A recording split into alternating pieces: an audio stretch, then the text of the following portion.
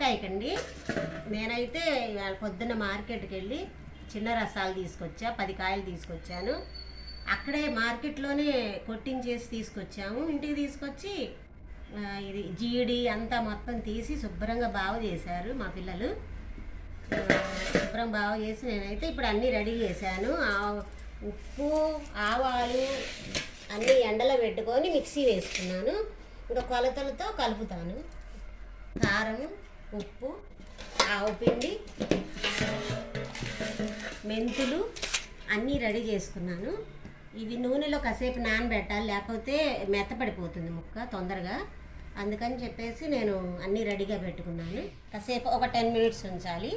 నేనైతే ఏస్ బ్రాండ్ పప్పు నూనె వాడుతున్నాను.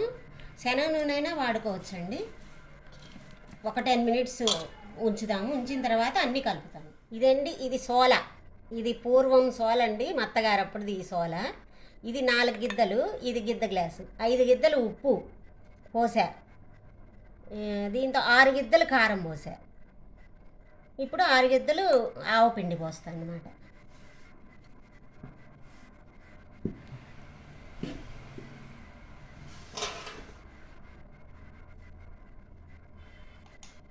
ఆవపిండి ఎక్కువ ఉండాలండి ఎప్పుడైనా. ఆవపిండి ఎక్కువ ఉంటే ఘాటు బాగుంటే బాగుంటుంది. ఆవపిండి ఎక్కువ ఉండాలి. ఇట్లా కలుపుకోవాలి. గుండ అంతా కలిపేసుకొని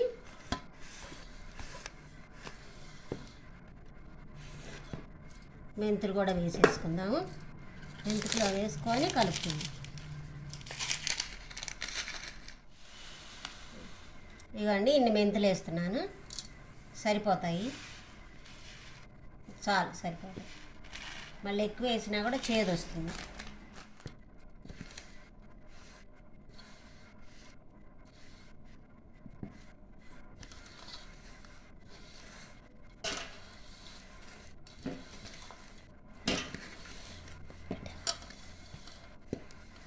గుండంతట కలుపుకోవాలండి. ఆవపిండి ఎక్కువ వేసుకోకపోతే బాగుండదు.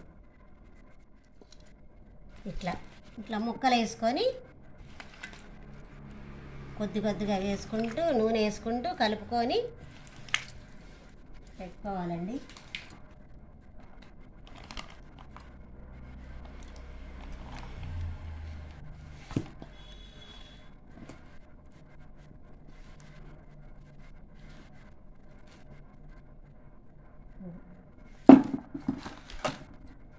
కలుపుకుంటూ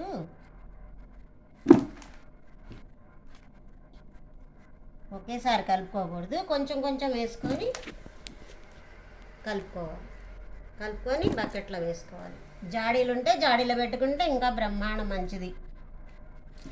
మేము మార్కెట్కి వెళ్ళి తిరిగి వచ్చాం కానీ మాకు జాడీలు కనపడలేదు. పొద్దున్నే షాపులు తీయలేదు, అందుకని ఆన్లైన్లో పెట్టాము జాడీ. 3 డేస్కి వస్తుంది. ఇది తిరగ తిప్పేటప్పటికి 3 డేస్లో మాకు జాడీ వస్తుంది. మళ్ళీ మార్చేసి జాడీలో పెట్టేస్తాం.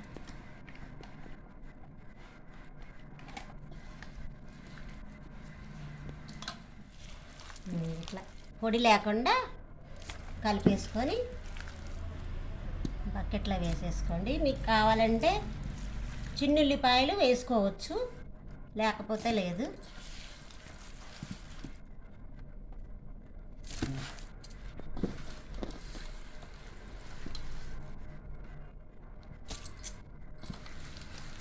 కొంచెం పిండి ఎక్కువ ఉంటే మంచిదండి. కొంచెం దోశల్లో కానీ వాటికి కొంచెం పిండి వేయమని అడుగుతారు కదా, అందుకని పిండి ఉంటే కొంచెం మంచిదని కొంచెం ఎక్స్ట్రా పోసాను. ఎంత పోసుకున్నా పర్వాలేదు, ఇబ్బంది లేదు. పిండి కావాలంటే పిండి ఎక్కువ పోసుకోవచ్చు, కావాలంటే తక్కువైనా పోసుకోవచ్చు. మీ ఇష్టం, ఎవరి ఇష్టాన్ని బట్టి వాళ్ళు పోసుకోవచ్చు. చూడండి, అడిగిన బేసన్లో ఇట్లాగా అన్నం వేసి మా బామ్మ మాకు పెట్టేది, మా అత్తగారు కూడా మా పిల్లలకు పెట్టేవాళ్ళు. ఇప్పుడు నేను నా పిల్లలకు పెడుతున్నాను ఇట్లా కలిపి. పట్రాము అమోఘం, స్వర్గం కనబడుతుంది.